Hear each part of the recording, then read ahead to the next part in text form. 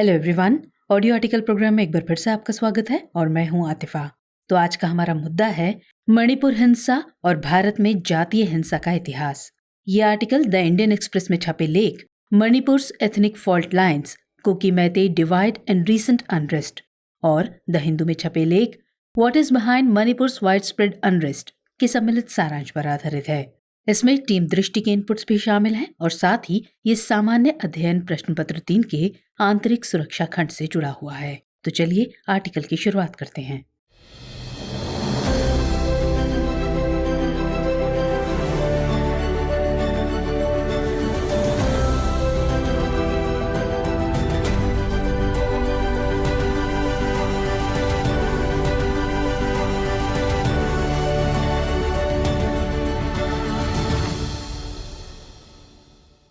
जैसा कि आप सभी जानते ही होंगे कि मणिपुर पिछले काफी दिनों से हिंसा की आग में सुलग रहा है।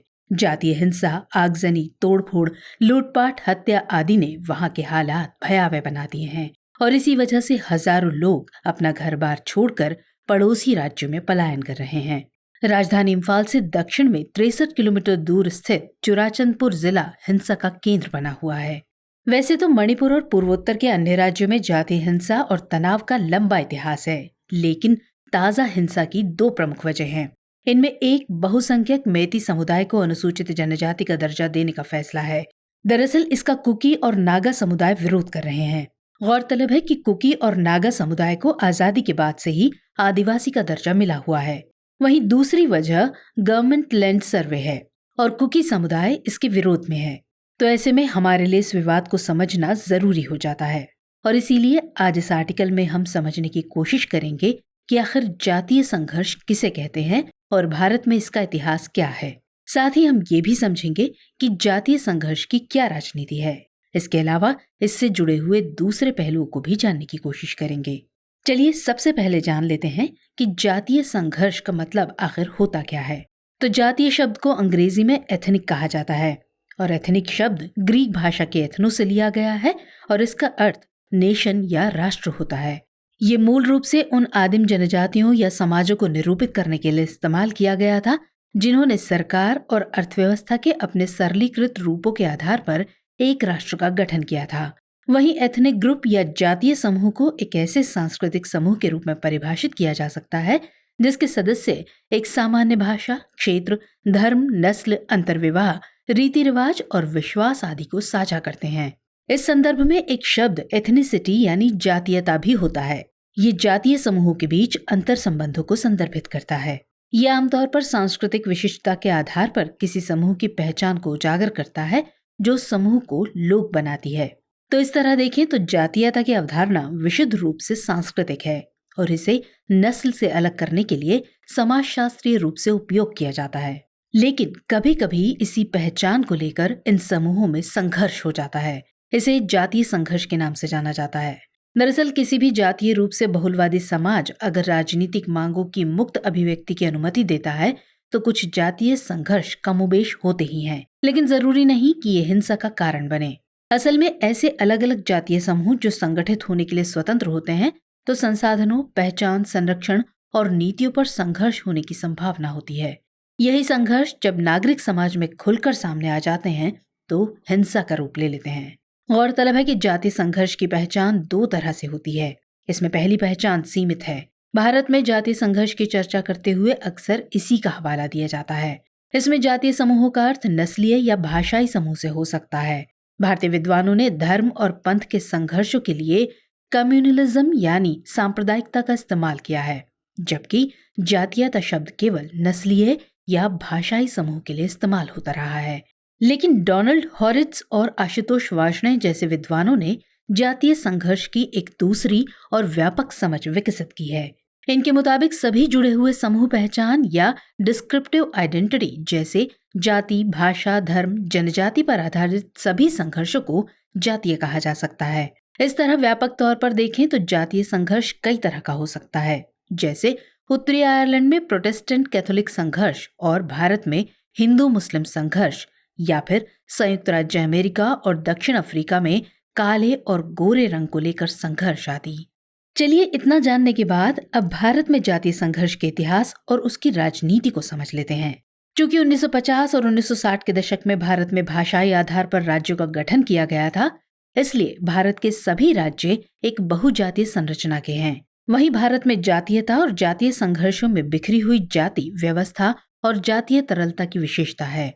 देश के किसी स्थान या क्षेत्र के लिए विशिष्ट जातीय पहचानों की अधिकता होती है। इसके परिणाम स्वरूप जातीय अशांति स्थानीयकृत या लोकल रहती है, यानी एक क्षेत्र या राज्य तक ही सीमित रहती है। उदाहरण के लिए, पूर्वोत्तर में जातीय संघर्ष उसी क्षेत्र तक ही सीमित है।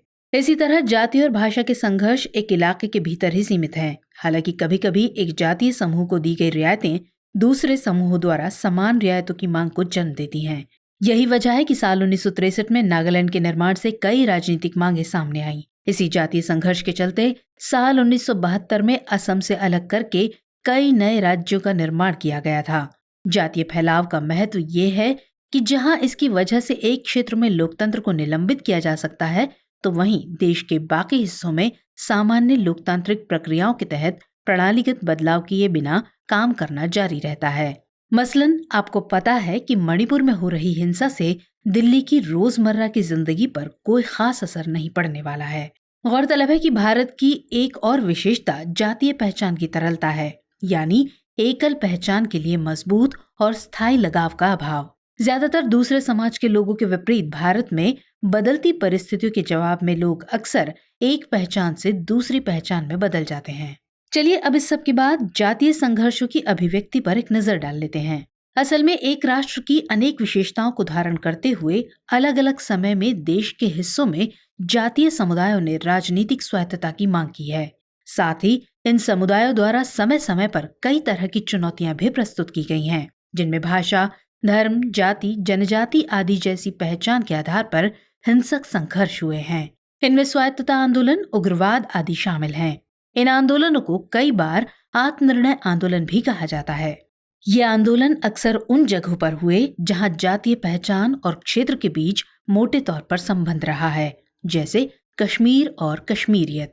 इसे भारत की आजादी के तुरंत बाद भाषा के आधार पर राज्यों के निर्माण की मांग से ज्यादा अच्छे तरीके से समझा जा सकता है। जैसे मद्रास प्रेसिडेंसी और आसपास के क्षेत्रों की तेलुगु भाषी आबादी के साथ एक अलग राज्य की मांग के साथ ही दूसरे भाषा समूहों में भी एक अलग राज्य की मांग शुरू हुई। इसके चलते हुए केंद्र सरकार ने राज्य पुनर्गठन आयोग की स्थापना की और इसकी सलाह पर साल 1950 के दशक के मध्य में भाषाई रूप से कई राज्यों का निर्माण किया गया। बाद के वर्षों में भारत में राज्यों के आंतरिक पुनर्गठन में जातीयता प्रमुख कारक रही है।